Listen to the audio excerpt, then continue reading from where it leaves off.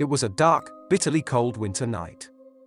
The wind howled through the trees like a pack of wolves, and the snow fell in thick, swirling sheets.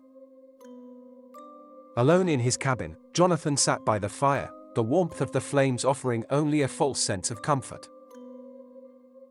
Outside, the storm raged, and the world beyond the windows was swallowed in a blanket of white. Suddenly, a soft knock echoed on the door. Jonathan froze. The sound was faint, almost imperceptible. He strained his ears, but the storm drowned out any further noise. He told himself it was nothing. The wind. A branch brushing against the door. But then, it came again. Louder this time. A firm, deliberate knock. Hesitantly, Jonathan rose from his chair and approached the door. His heart raced.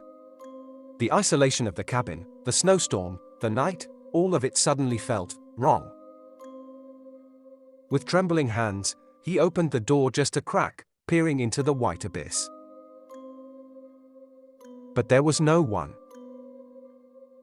Only the wind, swirling the snow, as if the world itself was holding its breath.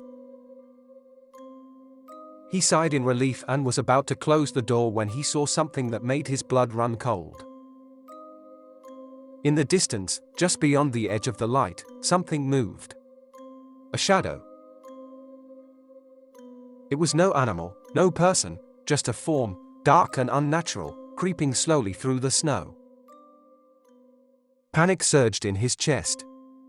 He slammed the door shut, bolting it tightly. The sound of his breath was the only thing he could hear as his pulse pounded in his ears. He stumbled backward, his eyes scanning the room, but the wall seemed to close in on him. Then, from somewhere deep in the storm, came a voice, a soft whisper, carried by the wind. "Let me in." Jonathan's heart skipped a beat. It was close.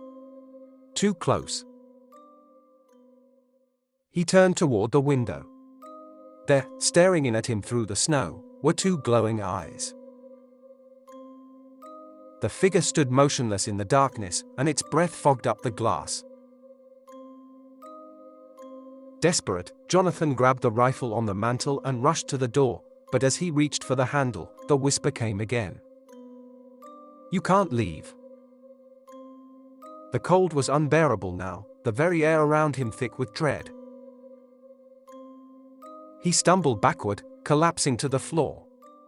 From the corner of the cabin, a cold wind swept through the room, snuffing out the fire. And then, the silence.